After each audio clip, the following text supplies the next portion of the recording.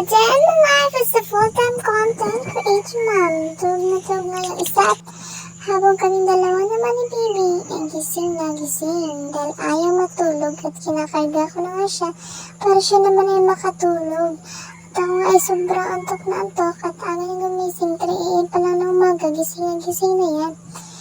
Kaya ayan, napasaya-saya na lang ako kahit walang tugtog. Kaya ayun, para nga makatulog si Mimi, kinakarga-karga ko na nga siya pero sobrang likot na nga niya. Kaya ayan, dilat na dilat yung mata niya. Sobrang hirap nga nito patulugin guys kasi nga maaga din itong natutulog kaya maaga din nagigising. Butan nga ako ng umaga kaya itong isa naman hindi pa rin nagigising. Kaya ayun, kaming dalawa naman na maghahanap kami, hindi pa rin kami natutulog. Kaya ayun, mas may smell pa yun kahit sobrang nagagalit na ako kasi hindi na nga natutulog. Paano ba kasi nagmana sa tatay na matagal matulog?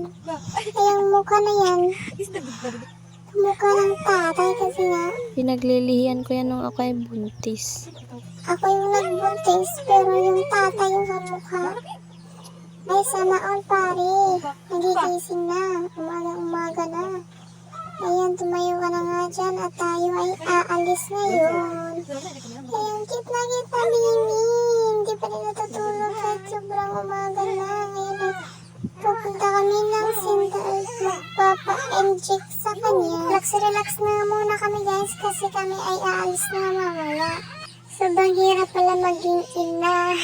Lalo na pag first time ma'am ka. At ayan na nga itong dalawa at naglalaro-laro na dyan. At yung kiss-kiss pa niya. Sobrang antok na antok pa yung isa dyan kahit hindi na magigising na madaling araw.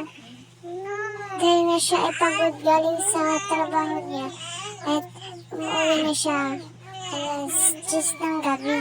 Kaya hinayaan ko na siyang matulog at hindi ko na siya ginising kagabi. Kaya ayan yung dalawa nagbabanding-banding sa tuwing umaga. Ay nako, kamukha mo talaga yan. Kahit ako naman yung nagdala ng 9 na buwan. Kaya ayan na guys, yan lang nagtatapos ang aming video.